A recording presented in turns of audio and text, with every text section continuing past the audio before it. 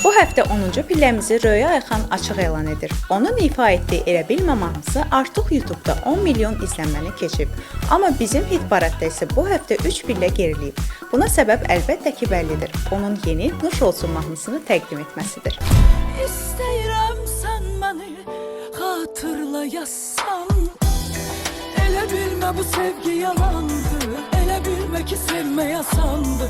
Yanasan gərək eşqin odunda. Elə tellərinə sarılım ki, elə gözlərinə vurulum ki, bir ömür məni saxla yadında. Elə bilmə bu sevgi yalandı. Elə bilmə ki sevmək asandı. Yanasan gərək eşqin odunda.